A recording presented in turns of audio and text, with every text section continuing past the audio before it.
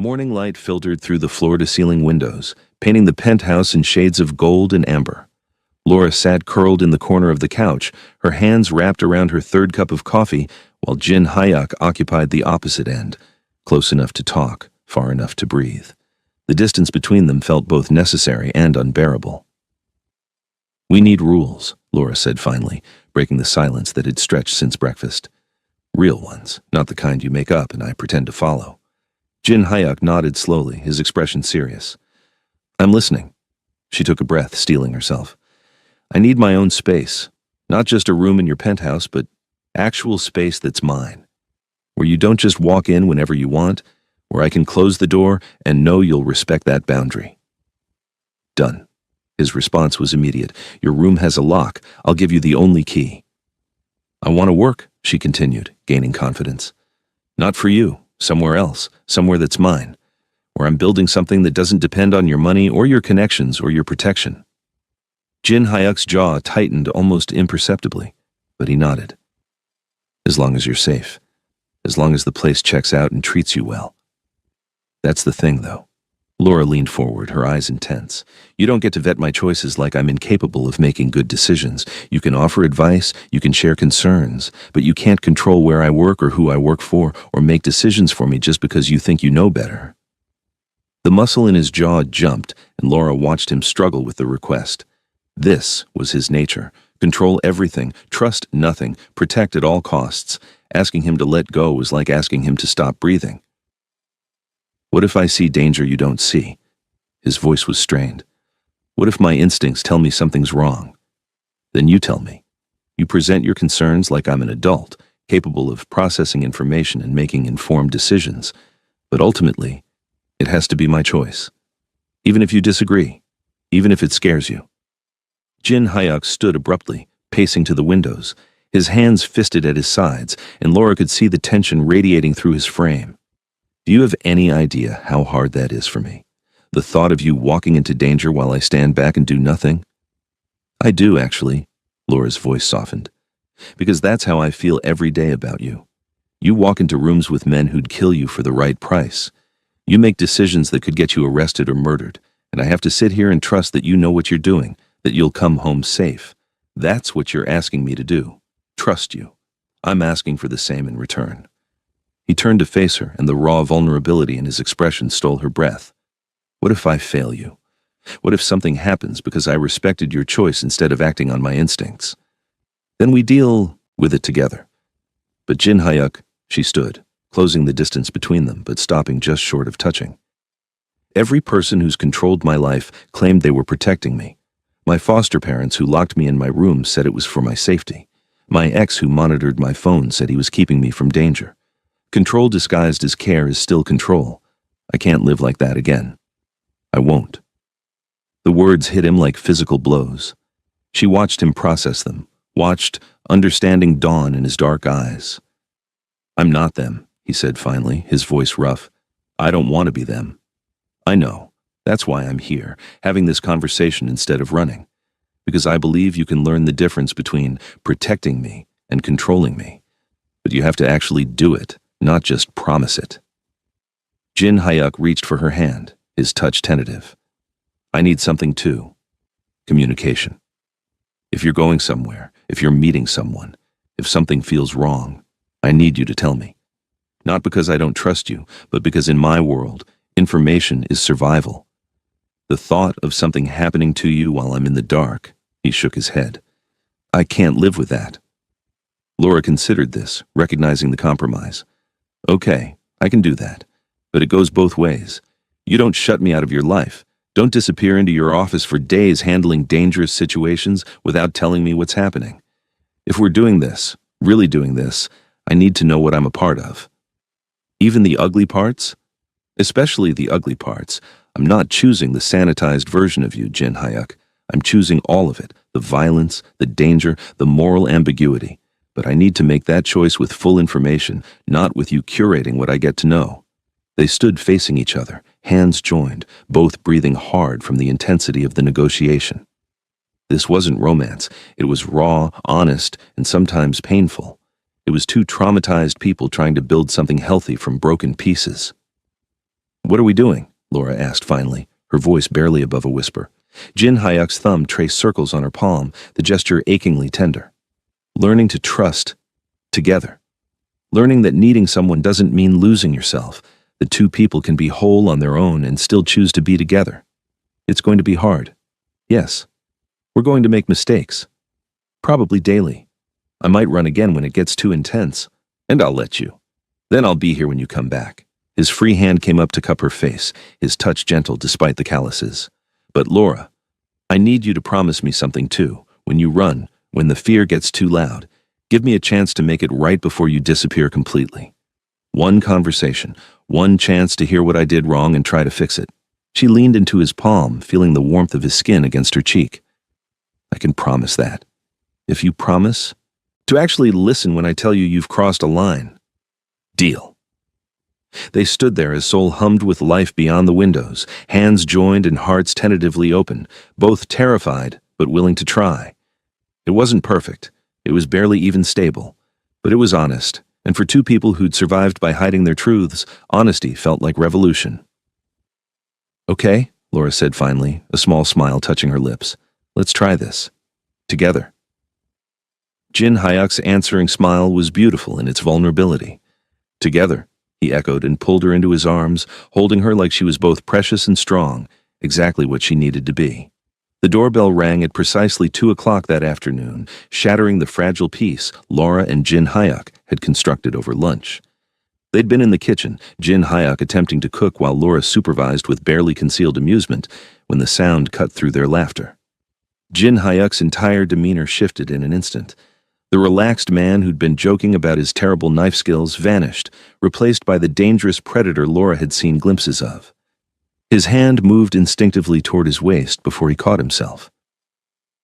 Stay here, he said quietly, already moving toward the foyer. Jin Hyuk, please. The word stopped her, not a command, but a genuine request born from concern. Just until I know who it is. Laura watched from the kitchen doorway as he checked the security feed, saw his entire body go rigid. When he spoke, his voice was ice. It's David Chen. Her stomach dropped.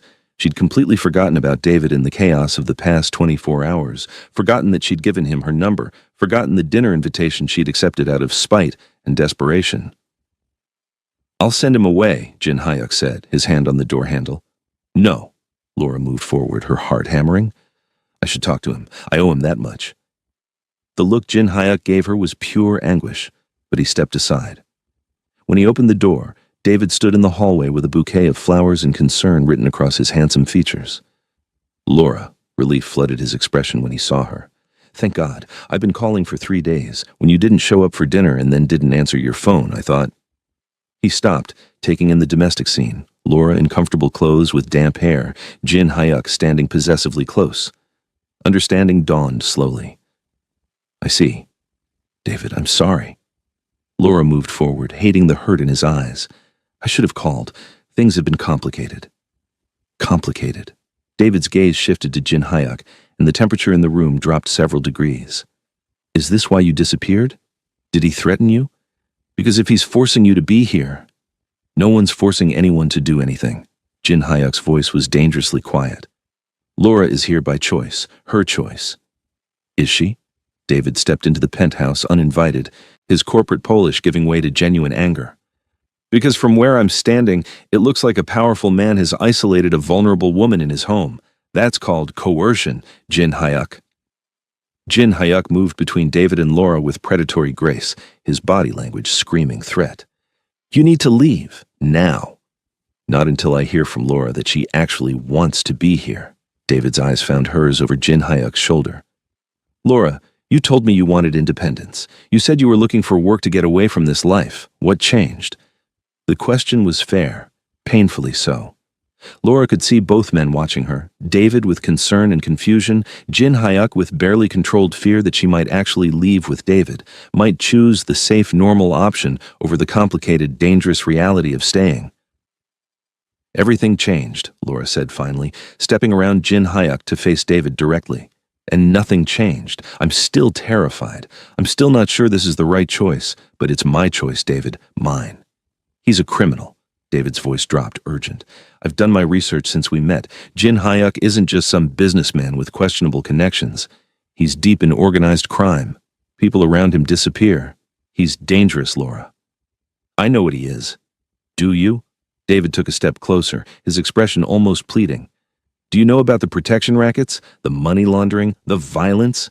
Because I can show you documentation, police reports, testimony from— Stop. Laura held up a hand, her voice firm. I appreciate your concern. I do. You've been nothing but kind to me, and you didn't have to be. But I'm not an idiot, David. I know exactly who Jin Hyuk is and what his world involves. I'm choosing to stay anyway. Why? The question was genuinely baffled. I'm offering you a way out. I can help you get a job, find an apartment, start over somewhere safe. You don't have to do this. Laura glanced back at Jin Hyuk, saw him standing rigidly still, every muscle tensed as he waited for her answer. She could see the fear in his eyes, the terror that she might actually walk away, that David's logical arguments might override whatever fragile connection they'd built. Because I'm tired of running, she said softly, turning back to David. Because safe isn't always the same as right. Because Jin Hyuk sees me, really sees me, in a way no one else ever has. And because for the first time in my life, I'm choosing something that scares me instead of just surviving. David's expression crumbled slightly. He could hurt you. So could you. So could anyone. Laura managed a sad smile. The restaurant manager who seemed so nice hurt me. The foster families who promised safety hurt me. The boyfriend who claimed to love me hurt me. At least with Jin Hyuk, I know what I'm walking into. At least he's honest about who he is. Is he, though? David's gaze shifted to Jin Hyuk with open challenge. Are you honest with her about everything? The innocent people who get caught in your world's crossfire? Jin Hyuk's voice, when he spoke, was deadly calm. I've told her more truth than I've told anyone in my life, but you're right. My world is violent. It's ugly. People get hurt. That's why I'm giving her the choice to leave anytime she wants. No strings, no consequences, just her decision. And you expect me to believe that? David laughed bitterly. Men like you don't let go of things they want. You don't know anything about men like me. Jin Hyuk took a step forward, and Laura quickly moved between them. But you're right about one thing. I want her. More than I've wanted anything in my life, which is exactly why I'll let her go if that's what she needs. The two men faced each other over Laura's head, both bristling with tension, both convinced they were right. Laura felt the weight of their attention, felt the impossible position of being fought over by two men who couldn't be more different. David, she touched his arm gently, drawing his focus back to her. Thank you. For caring, for offering me help, for being concerned enough to come here. But I'm asking you to respect my choice, even if you don't understand it. David looked at her for a long moment, searching her face for signs of coercion, of fear, of anything that would justify intervening. Whatever he saw, there must have convinced him, because his shoulders finally slumped in defeat. If you break her, he said quietly, turning to Jin Hyuk with steel in his voice, if you use her or hurt her or make her regret choosing you, you'll answer to me. I don't care how many guns you have or how many men you command, you'll answer to me. Jin Hyuk's expression was unreadable. Noted. David nodded once, then turned back to Laura. Keep my number. If you ever need anything, anything at all, you call me. Promise me. I promise. He handed her the flowers he'd been holding, their bright colors absurdly cheerful given the tension crackling through the room. Then he left, the door closing behind him with quiet finality. The silence that followed was deafening. Laura set the flowers on the entry table and turned to find Jin Hyuk watching her with an expression of wonder and disbelief. You chose me, he said finally, his voice barely above a whisper. Laura crossed to him, placing her hands on his chest, feeling his heart hammering beneath her palms. I chose us, she corrected gently. I chose to try, to see if two broken people can figure out how to be whole together. Don't make me regret it. Jin Hyuk's arms came around her, pulling her close with a desperation that spoke of how terrified he'd been of losing her. I won't, he murmured into her hair. I swear to you, Laura, I won't.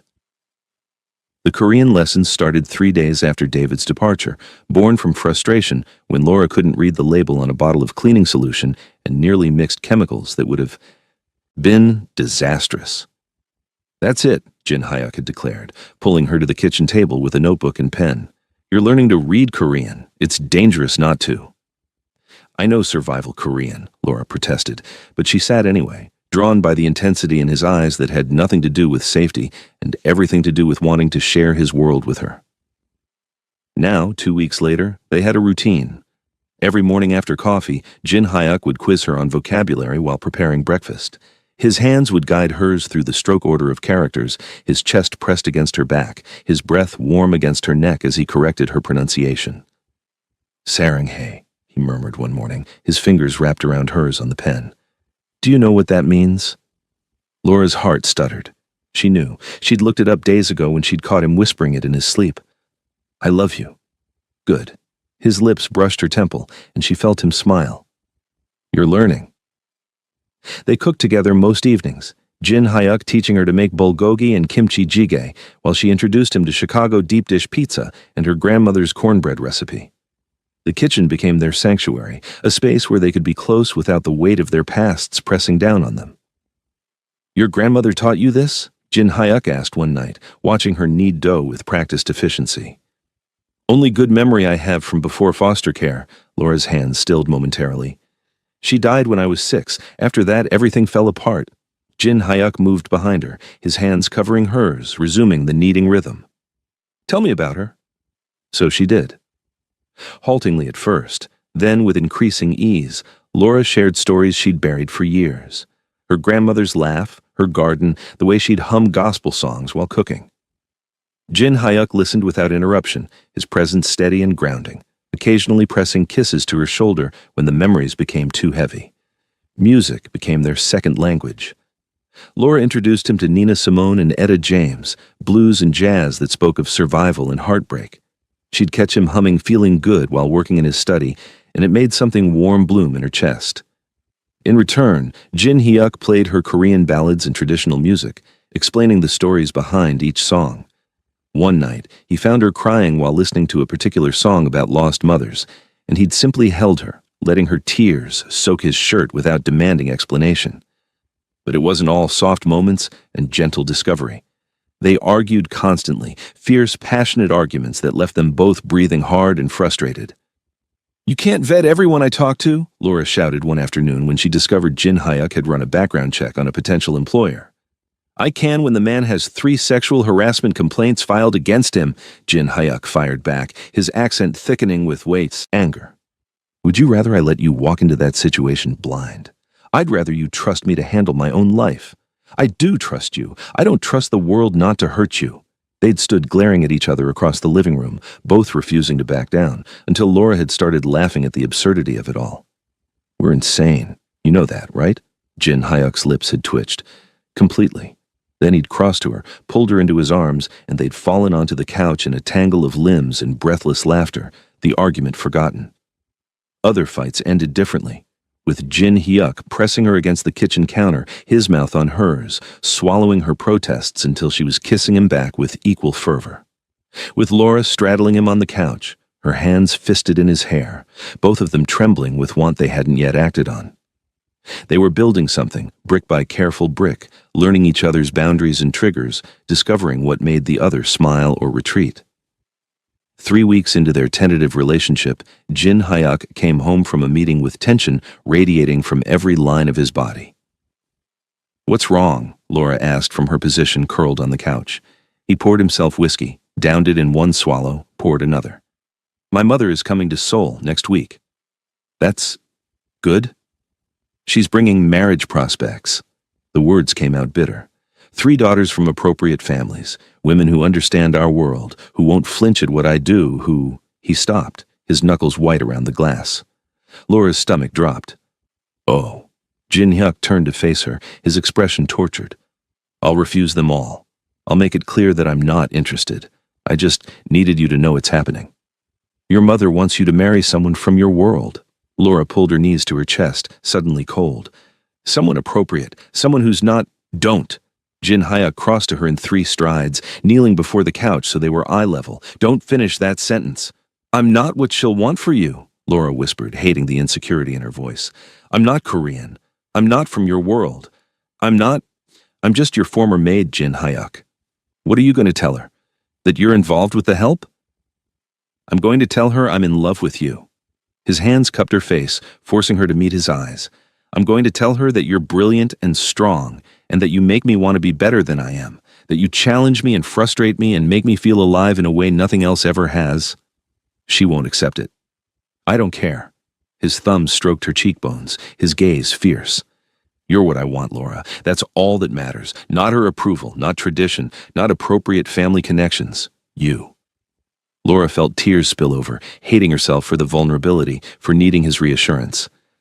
I'm scared. So am I. Jin Hyuk pressed his forehead to hers. But we'll face it together. That's what we promised, remember? Together. She kissed him then, soft and desperate and full of unspoken fears.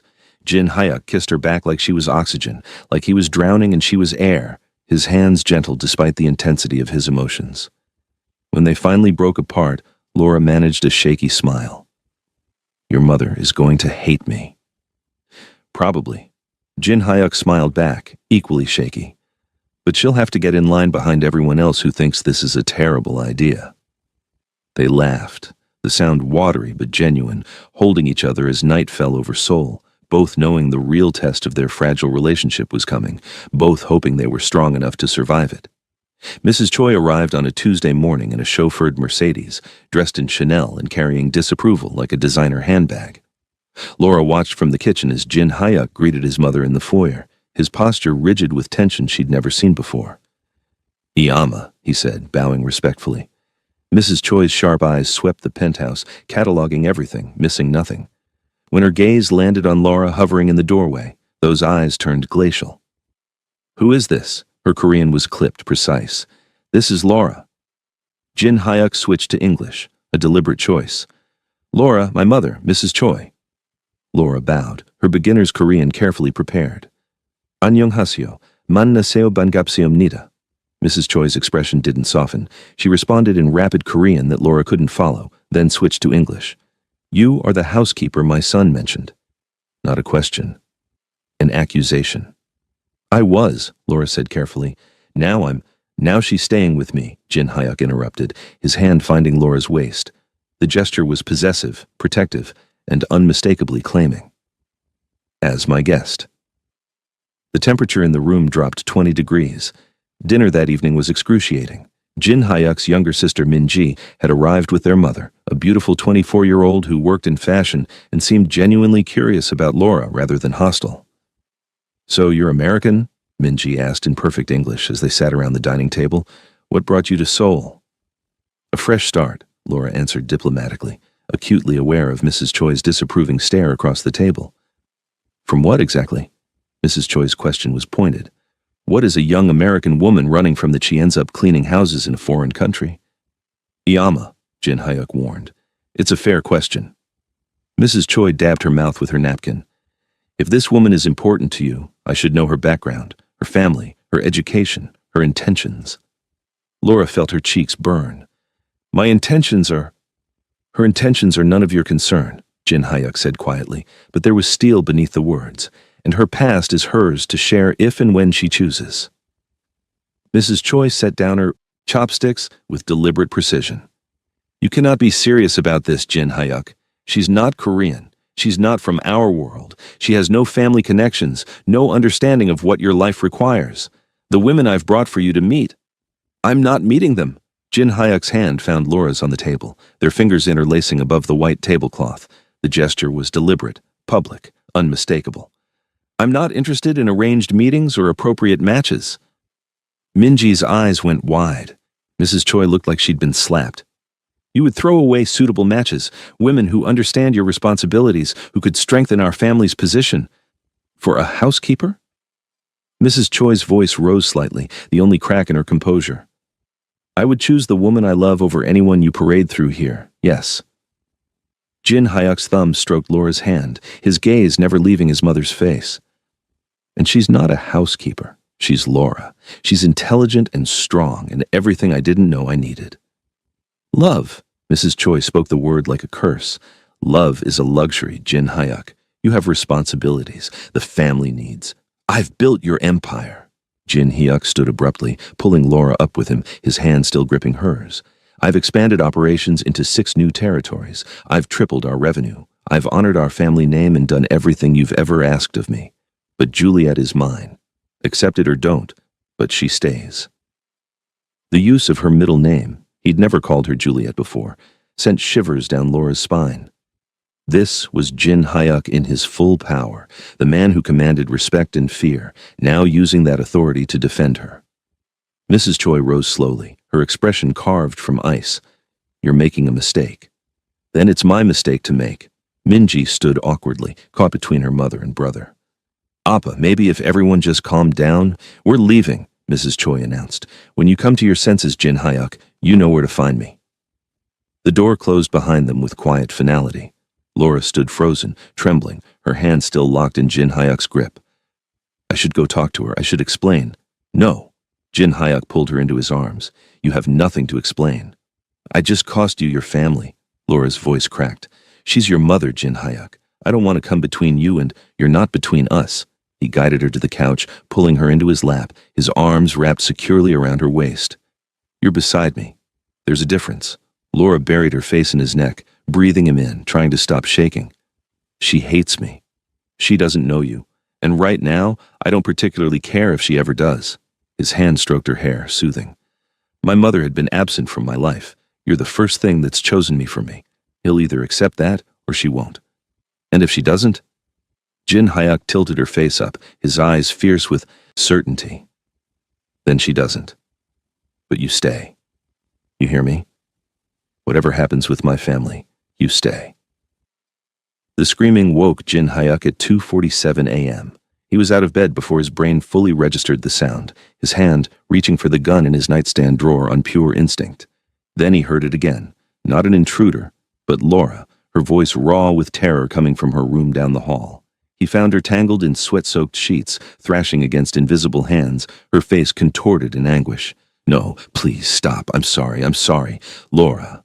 Jin Hyuk approached carefully, remembering what she'd said about sudden movements. You're safe. You're dreaming. Come back to me. Her eyes snapped open, wild and unseeing. When he reached for her, she scrambled backward with a choked sob, her back hitting the headboard. Don't touch me. Please don't. It's Jin Hyuk. He kept his voice low, soothing, holding his hands up where she could see them. It's just me. You're in Seoul. You're safe. No one's going to hurt you. Recognition slowly filtered into her eyes, followed immediately by humiliation. God, I'm sorry. I didn't mean to wake you. Don't apologize. He moved to sit on the edge of the bed, still maintaining distance. Can I touch you? She nodded shakily, and he pulled her into his arms, feeling her entire body trembling violently. Her heart hammered against his chest like a trapped bird. He held her through it, one hand stroking her hair, the other rubbing slow circles on her back, murmuring reassurances in a mix of Korean and English. Gwenchana, you're safe. I've got you. Neoneun honjaga anya. You're not alone. The panic attack lasted nearly 20 minutes. Jin Hyuk counted her breaths, helped her slow them down, matched his breathing to hers until the trembling finally subsided. When she could speak again, her voice was small and broken. It was my ex, the one from Chicago. She didn't look at him, couldn't. I dreamed he found me, that he was... Her breath hitched. Jin Hyuk's entire body went rigid with fury. Did he? He couldn't finish the question. No, not like that. Laura pulled back slightly, wrapping her arms around herself. But he would corner me, pin me against walls when he was angry, hold my wrists so tight they'd bruise. He'd scream in my face about how worthless I was, how I should be grateful he put up with me. Once he pushed me down the stairs, claimed I tripped. The rage that coursed through Jin Hyuk was white-hot and murderous, his hands fisted in the sheets to keep from putting them through the wall. Give me his name. Jin Hyuk, his name Laura. His voice was deadly calm. I can have people in Chicago within 12 hours. No. She grabbed his face, forcing him to look at her. That's not what I need from you. I don't need you to hurt him. I just need you to hold me. The simple request nearly broke him. Jin Hyuk pulled her back into his arms, burying his face in her hair. I'm sorry. I'm so sorry that happened to you. It wasn't just him. The words spilled out now, unstoppable. Before him, there were foster homes where hands wandered at night, social workers who didn't believe me, a system that moved me every time I complained because it was easier than investigating. I learned that no one was coming to save me, that I had to save myself. Jin Hyuk felt something crack in his chest. You were a child. I was alone. She was crying now, silent tears soaking his shirt. I've been alone my whole life, Jin Hyuk. Even in rooms full of people, I've been alone, learning to need no one, trust no one, rely only on myself. And then you, her voice broke. You make me want things I promised myself I'd never want again. Like what? Safety, partnership, someone to come home to who actually wants me there. She looked up at him, her eyes red and vulnerable. It terrifies me how much I'm starting to need you. Jin Hyuk cupped her face, his thumbs wiping away tears. I can't erase your past. I can't undo what they did to you or take away the nightmares. But I swear on everything I am, Laura, I will make your future safe. I will never give you reason to fear my hands, never make you feel small or worthless or alone. I'm starting to believe you, she whispered, and the wonder in her voice nearly destroyed him. Jin Hyuk shifted them both down into the bed, pulling her against his chest. Sleep. I'll stay right here. Promise? Promise. Laura's breathing eventually evened out, but Jin Hyuk stayed awake until dawn, holding her close, silently vowing that anyone who'd ever hurt her would answer for it eventually. But for now, she just needed him to be gentle. So he was. Laura mentioned it casually over breakfast, not thinking it would be a problem. I'm meeting David for coffee this afternoon. I owe him a proper goodbye. The fork in Jin Hyuk's hand stilled halfway to his mouth. When he looked up, his eyes had gone dark and dangerous. Why? Because he deserves closure. He was kind to me when he didn't have to be, and I disappeared without explanation. Laura kept her voice calm, reasonable. It's the right thing to do. Jin Hyuk set down the fork with careful precision, his jaw clenching so hard she could see the muscle jump. No, that wasn't a request for permission. Laura. He stood abruptly, pacing to the windows, his hands fisting at his sides. She could see him fighting himself, could see the war between his possessive instincts and the promises they'd made about trust and autonomy. Laura moved to stand behind him, her hand gentle on his rigid back. Talk to me. What are you feeling? Like ripping his head off for even thinking about seeing you again. The words came out strained. Like locking you in this penthouse where no other man can look at you. Like, he exhaled harshly, like I'm losing my mind. But you're not going to do any of those things. No. He turned to face her, and the raw vulnerability in his expression made her chest ache. Because I promised to trust you, to respect your choices, even when it kills me. Laura cupped his face, forcing him to meet her eyes. I trust you, he said through clenched teeth, the words clearly costing him. But I don't trust him. He wants you, Laura. He made that clear. Then trust that I choose you. She kissed him softly, feeling him tremble beneath her touch. Every single day, Jin Hyuk, I choose you. David could offer me safety and normalcy and a life without danger, and I'd still choose you. Why? The question was almost desperate. Because you see me. All of me, the broken parts, the scared parts, the parts I've spent years hiding. And you don't run, she pressed her forehead to his. One coffee, one conversation, then I come home, to you. Jin Hyuk's arms came around her, holding tight. 1 hour. If you're not back in 1 hour, I'm coming to get you. Deal. The coffee shop was neutral territory, busy enough for safety, quiet enough for conversation. David was already there when Laura arrived, looking polished and concerned. Thank you for meeting me, Laura said, sliding into the seat across from him. I was surprised you called. David studied her face. You look better, happier even. I am, Laura smiled slightly. I wanted to apologize properly. For disappearing, for not returning your calls. You didn't deserve that. Is he treating you well? Better than I thought possible. David was quiet for a moment, stirring his coffee without drinking. I still think you're making a mistake, but I can see you've made your choice. I have. Laura reached across the table, squeezing his hand briefly. Thank you for caring, for offering help. I hope you find someone who can accept what you're offering. So do I. David managed a rueful smile. For what it's worth, if he breaks your heart, my offer stands. Noted. Laura stood, gathering her bag. Take care, David. 23 minutes. She was back at the penthouse in 23 minutes. Jin Hyuk was waiting at the door when she walked in, as if he'd been standing there the entire time. Before Laura could speak, he had her pressed against the closed door, his mouth on hers in a kiss that was desperate and possessive and claiming. "You're early," he growled against her lips. Laura laughed breathlessly. "Did you expect me to be late?" "I expected you to twist me into knots for the full hour." His hands framed her face, his eyes searching hers. "Don't test me like that again. Your jealousy is showing, boss." "Good." He kissed her again, slower this time, but no less intense. "Maybe then other men will know you're taken." "Taken, am I?" Laura's smile was teasing, but her hands were fisted in his shirt, holding him close. "Completely, utterly, irrevocably mine." Jin Hyuk's voice dropped to something possessive and primal. "Say it." "Yours," Laura whispered against his mouth. "Only yours." The sound he made was pure satisfaction. He lifted her easily, her legs wrapping around his waist as he carried her toward his bedroom. "Good, because I'm never letting you go." Laura buried her face in his neck, breathing him in, feeling the last piece of her defensive walls crumble. "I'm counting on it." 6 weeks had passed since that vulnerable night, and the penthouse had transformed from a pristine showroom into something that felt like home. Laura's textbooks littered the coffee table, her plants lined the windowsills, her laughter echoed through rooms that had been silent for too long. Jin Hyuk had kept his promise.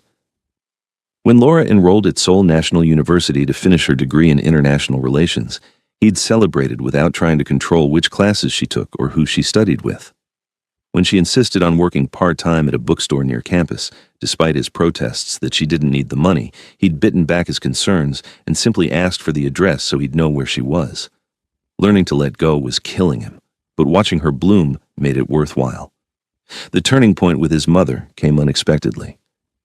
Mrs. Choi had arrived unannounced one afternoon while Jin Hyuk was at a meeting, finding Laura alone in the penthouse, surrounded by textbooks and notes, muttering Korean vocabulary to herself.